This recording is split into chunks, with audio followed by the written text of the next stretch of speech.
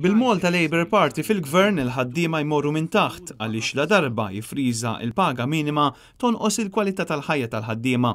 Li friżar tal-paga minima ikollha impatt negattiv anke fuq ħaddiem oħra għaliex ma jkun hemm ebda inċentiv illi jibqgħu jiżdiedu il-pagi l-oħrajn. Il-Prim Ministru kap tal-Partit Nazzjonalista Lorenz Gonzi għal dan waqt intervista fuq Radio 101 bit-tema mychoice.pn xogħol edukazzjoni saħħa u qal li l-politika ekonomika ta' Muscat l-istess bħal dik ta' Mintoff ta' snin 80. Fi żmien Mintoff l-argument kien jien ma nħallix il-ħajja tola u allura ma nżidx il-pagi, ifriża il-pagi. Din hija l-politika ta' Mintoff li Muscat irid jerġa' iwettaq f'pajjiżna. Lorenz Gonzi kompla li ma' Muscat ma tafx fejn int u fakkar kif sentejn ilu qal li jrid idaħħal il-living wage u wara illi ġie kritikat ma semmijiex aktar. Issa irid li jifriża l-paga minima. Minnaħa l-oħra l-Partit Nazzjonalista ma jemminx bil-friża. Aħna ma nemnux fil-friża.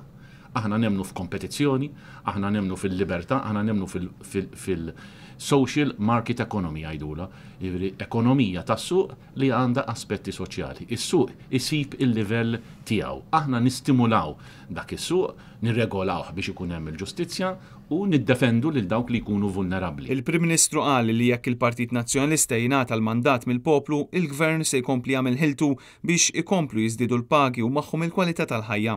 Lorenz Gonzi rrefera għal diversi miżuri li ttieħdu matul din il-leġislatura, fosthom favur in-nisa li jirtornaw fid-dinja tax-xogħol, l-anzjani u inċentivi favur in-negozju.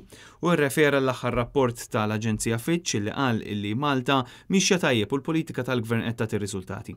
Lorenz Gonzi qal li madankollu Fitch ikkwalifikat dan il-ġudizzju fuq il-premessa illi ma jkunx hemm skossi jew tibdil għal din il-politika fil-ġimgħat u x-xhur li ġejjin.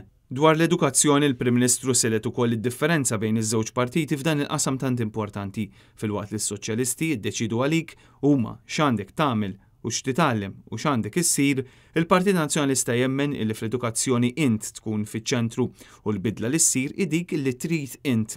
U għalhekk li l-Gvern investa b'mod qawwi fil-faċilitajiet l-għalliema, l-iskejjel u istituzzjonijiet edukattivi f'kull livell. Aħna rridu illi int tażel il-karriera tiegħek u tażel u jkollok lodda f'idejk biex l-edukazzjoni tħalli lilek inti tagħmel l-għażliet tiegħek.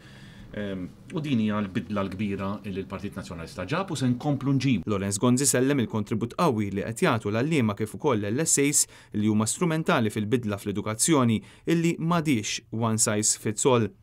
Fit-tmiem tal-intervista l-Prim Ministru qal li l-Partit Nazzjonalista fil-Gvern ġab bidliet illi fissru aktar xogħol u xogħol aħjar u l-pajjiż mexa l quddiem. Min-naħa l-oħra mal-Labor ma taħdimx u bil-proposti tiegħu tiġi iffriżata il-kwalità tal-ħajja ta' kulħadd.